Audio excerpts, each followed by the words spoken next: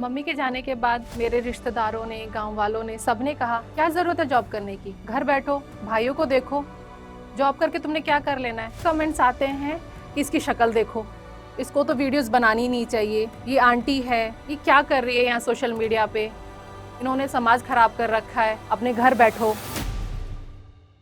सब बोलते थे ये भी कोई प्रोफेशन है, फोटोग्राफी करके क्या करना है, आने वाले टाइम में शादियों में काम करोगे या कुछ छोटे मोटे इवेंट कर लोगे, यही सब करोगे। मैं हॉस्पिटलाइज थी, मेरी बेटी हुई थी और इन्होंने मुझे आके बोला कि एक और गुड न्यूज़ है। मैंने पूछा क्या गुड न्यूज़ है? कहते हैं कि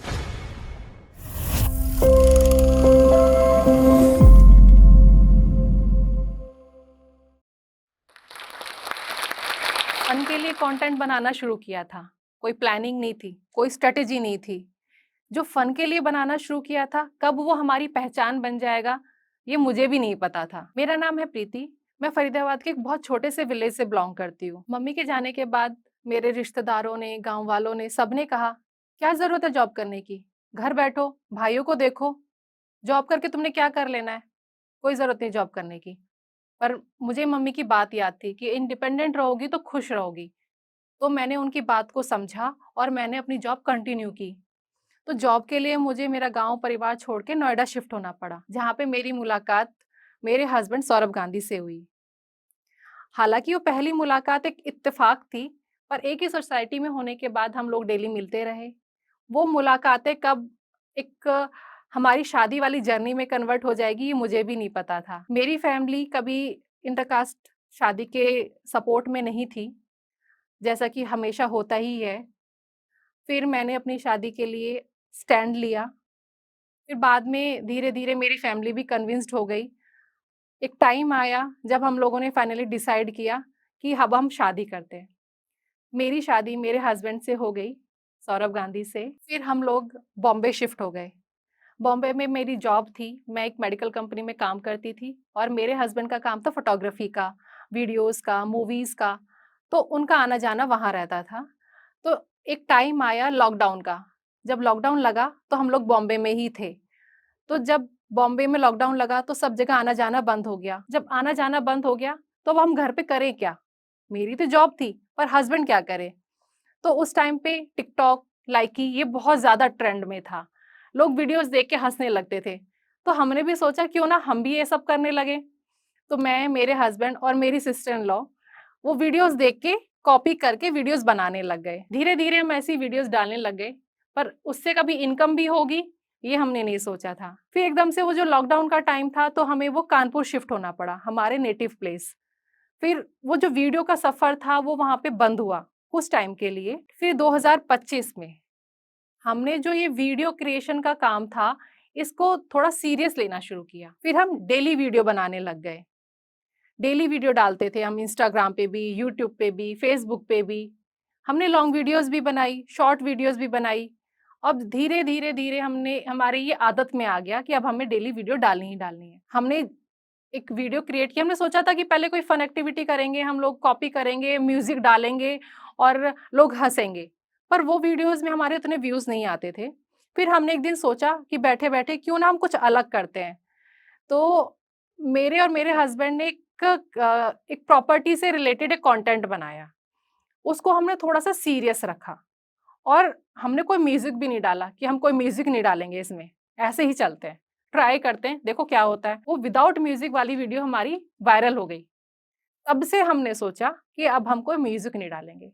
हमारी जो यूएसपी है, वो विदाउट म्यूज़िक और जो हमारी सीरियस कॉमेडी है, हम उसको कंटिन्यू करेंगे। जब हमने इंस्टाग्राम पे वीडियोज़ बनानी शुरू की थी, तब हमने सुना था कि कोलैब्स आते हैं। हमारा चैनल उतना भी बड़ा नहीं था, उतने भी फॉलोअर्स नहीं थे, बट हमारे पास एक कोलैब आया एक मेडिकल कंपनी से। उसने हमें पहला कोलैबोरेशन दिया, जिससे हमारी पहली इनकम ₹10,000 की हुई। हमारी एक वीडियो आई थी, भंडारे वाली आलू पूड़ी। आई थिंक वो सबने ही देखी होगी, बहुत वायरल वीडियो थी वो। उसने हमें मिलियंस में 100 प्लस मिलियन उसके व्यू थे, जिसने हमें और कॉन्फिडेंस दिया। तो उसने हमें पब्लिक में, इंस्टाग्राम में एक जगह दी। आज भी हमें लोग जानते हैं, तो उस वीडियो की वजह से जानते हैं। तो अब जब ये वीडियो हमारी वायरल हुई, हमारे व्यूज़ बढ़ने लग गए, हमारे फॉलोअर्स बढ़ने लग गए, अब टाइम आया जब हमने 100K क्रॉस कर लिया था यूट्यूब पे। और हम वेट कर रहे थे कि कब हमारा चैनल मोनेटाइज होगा, कब हमें सिल्वर बटन मिलेगा। मैं उस टाइम 9 मंथ्स प्रेग्नेंट थी। ये जो वीडियो का सफ़र था मेरी प्रेगनेंसी में ही हुआ था और मैं हॉस्पिटलाइज़ थी, मेरी बेटी हुई थी और इन्होंने मुझे आके बोला कि एक और गुड न्यूज़ है। मैंने पूछा क्या गुड न्यूज़ है? कहते हैं कि हमारा चैनल मोनेटाइज़्ड हो गया। ऐसे लगा कि हमारी जो बेटी है वो साक्षात लक्ष्मी है जो हमारा मोनेटाइज़ेशन लेके आई है। जैसे ही वो घर आई, उस दिन हमें हमारे घर पे हमारा सिल्वर बटन आया। हमारे लिए दोहरी खुशी का टाइम था। जब हम कोई वीडियो डालते हैं, तो उसमें दोनों तरह के कमेंट आते हैं, पॉज़िटिव भी और नेगेटिव भी। कभी इतनी ट्रोलिंग होती है कि उसमें लोग बोलते हैं कि ये दोनों कपल क्या करते हैं? नेगेटिविटी फैलाते हैं। इनको कोई हक नहीं है ऐसी वीडियो बनाने का, ये समाज को खराब कर रहे हैं। मेरे लिए कमेंट्स आते हैं कि इसकी शक्ल देखो, इसको तो वीडियोज़ बनानी नहीं चाहिए, ये आंटी है, ये क्या कर रही है यहाँ सोशल मीडिया पे? इन्होंने समाज खराब कर रखा है, अपने घर बैठो। इस तरह के कमेंट्स आते रहते हैं। पर हालाँकि वो कभी मुझे परेशान कर देते हैं, पर फिर मैं सोचती हूँ कि ये काम का हिस्सा है। इंस्टाग्राम से, फ़ेसबुक से और यूट्यूब से हमें अर्निंग भी अच्छी हो जाती है, लोगों का प्यार भी मिलता है और इनकम भी। तो इससे ज़्यादा क्या चाहिए? मैं आपको बस यही कहना चाहूँगी कि जब आप कोई काम शुरू करते हो, उसमें बहुत नेगेटिविटी आती है, बहुत सारी परेशानियाँ आती हैं, जो एक टाइम पे आपको इतना मजबूर कर देती हैं कि आपको लगता है कि छोड़ दो सब। क्या करना है? बट नहीं, वही एक टाइम होता है अगर आप वहाँ सर्वाइव कर गए, तो आप आगे तक जाओगे। सफलता आपको ज़रूर मिलेगी। ये जो जर्नी है वो अकेले मेरी नहीं है। इसमें मेरे हमसफ़र, मेरे साथी, मेरे हस्बैंड सौरभ गांधी, उनका पूरा सपोर्ट है। तो मैं अपने हस्बैंड सौरभ गांधी को बुलाना चाहूँगी। प्लीज़ आइए।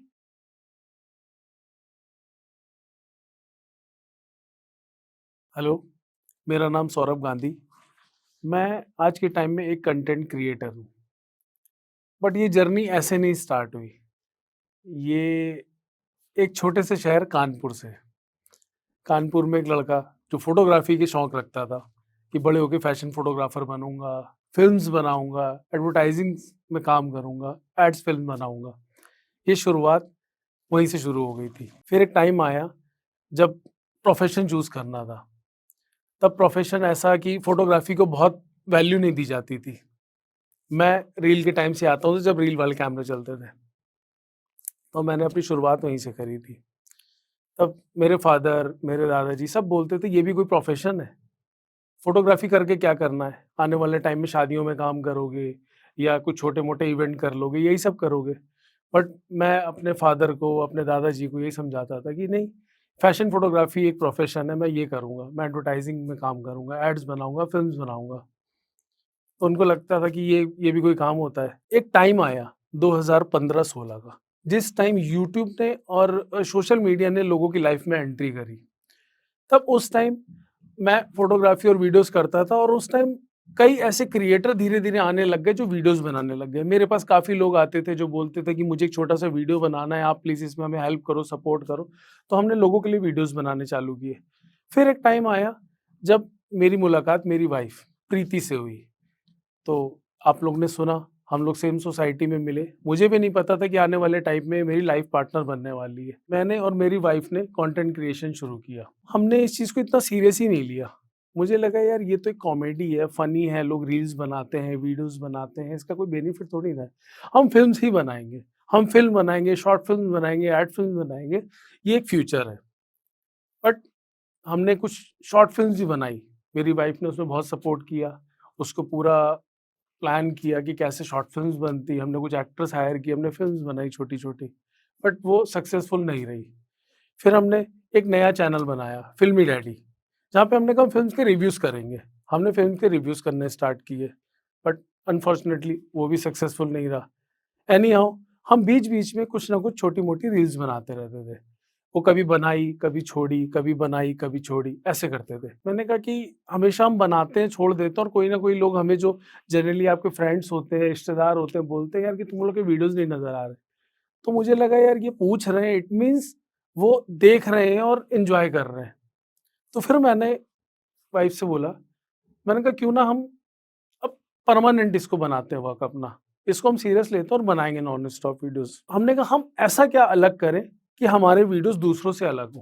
पहले तो कॉपी करते थे, कॉपी करने में ज़्यादा व्यूज़ नहीं आते थे कि ऑलरेडी अगर हम कोई कंटेंट बना रहे हैं, किसी का देखा हुआ है, हमने बना दिया तो क्या नया कर दिया, कोई अलग नहीं किया। तो हमने कहा कुछ अलग करना है। अलग कैसे होगा? तो मेरे दिमाग में आया कि सोशल मीडिया में सबके सब लोग कॉमेडी रील्स बनाते हैं, हम क्रिमिनल बनाएंगे। क्रिमिनल कैसे लोग पसंद करेंगे? मैंने कहा देखने वाली ऑडियंस है ना, देखते हैं, ट्राई करते हैं। तो मैंने और वाइफ ने एक छोटा-सा क्रिमिनल कंटेंट प्लान किया, बनाया। पर मुझे पता नहीं चला कि कब क्रिमिनल कंटेंट हमारा बनाते-बनाते सीरियस कॉमेडी में कन्वर्ट हो गया। लोग हमें स्पेशल कमेंट्स करने लग गए, मैसेजेस करने लग गए कि आप लोग एक सीरियस कपल हो, हमेशा लड़ते रहते हो। जबकि कंटेंट ही हमारा यही बन गया। हमने छोटे-छोटे से घर के टॉपिक निकालने स्टार्ट किए। तो जब हमारे वीडियोज़ वायरल होने लगे, तो हमें रियलाइज़ हुआ कि हाँ, कि कुछ हमने किया है। मेरा पर्सनल एक्सपीरियंस ये है दोस्तों, अगर आपको भी सोशल मीडिया में वीडियोज़ बनाने हैं, तो प्लीज़ कॉपी करना छोड़ दो। आज के टाइम में आपकी इंडस्ट्री आपके घर पे है, आपके दोस्त यार हैं, आप उनके साथ, मैं कहता हूँ कि 4 लोग हैं, आपको नहीं मिल रहा, आप अपने फ्रेंड को बोलिए मोबाइल पकड़ो, आप कंटेंट बनाओ। खुद से बनाओ, खुद का नया दिमाग लगाओ, नए आइडियाज़ लेकर आओ, वो डेफ़िनेटली वर्क करेंगे। मैं डेली वीडियो नहीं डालता हूँ। मैंने एक टाइम सेट किया हुआ है कि हाँ, मेरा 1 दिन छोड़ के 1 दिन मैं एक वीडियो डालूँगा और पर्टिकुलर एक टाइम पे डालूँगा। मतलब शाम का टाइम है, आपको मॉर्निंग का टाइम लगता है, आप एक टाइम अपना सेट करो कि इस टाइम मुझे वीडियो डालनी है। Consistency is most important thing. आप इसको मत ब्रेक करो। दोस्तों, जो सोशल मीडिया के बेसिकली जो अर्निंग पॉइंट्स हैं, मैं आपको छोटा-सा एक अपना एग्ज़ाम्पल देता हूँ कि यूट्यूब चैनल पे जब कोई वीडियो वायरल होती है, उस पे व्यूज़ आते हैं, तो व्यूज़ से पैसा बनता है। देन आपके आफ्टर मोनेटाइज़ेशन के बाद, जब उसमें आप एफ़िलिएट का आपको यूट्यूब एक ऑप्शन देता है कि आप जो भी प्रोडक्ट यूज़ कर रहे हो अपने वीडियोज़ में, उस प्रोडक्ट को अगर आप ऐड करते हो, तो वो प्रोडक्ट अगर सेल होता है, तो उसका भी आपको एक पार्ट मिलता है। छोटा-सा हिस्सा है, पर मेजर है, वो मिलता है आपको। तो ये आपका एक पार्ट एक बिग अमाउंट में आगे जाकर बनता है, अगर आप वीडियोज़ नॉन स्टॉप डालते हो। फेसबुक पे आपके व्यूज़ पे पैसा देता है और इंस्टाग्राम आपको कोलैब पे पैसा देता है। डिपेंड करता है कि आपके व्यूज़ कैसे हैं और आपकी रीच क्या है। बेसिकली आप अपनी रीच को पकड़ो कि आपका क्राइटेरिया क्या है और किस तरीके की आपकी ऑडियंस आपको वीडियोज़ को पसंद कर रही है। प्लीज़ उसको मत ब्रेक करो। लाइफ़ में कोई भी काम करने जाएँगे, हर आदमी के लिए कुछ ना कुछ नई शुरुआत होती है। कैमरा भी उसी तरीके से है। बट कैमरा को आप अपना दोस्त समझो। आपको स्टार्टिंग में हेजिटेशन होगी कि ये मैं कैसे बोलूँ, क्या बोलूँ? लोग देख रहे हैं, तो इन चीज़ों को नज़रअंदाज करो। आप कैमरे को अपना दोस्त बनाओ और जब उन वीडियोज़ को आप खुद देखोगे या अपने रिलेटिव्स या अपने आस-पास लोगों को दिखाओगे, तो आपको खुद बहुत अच्छा लगेगा।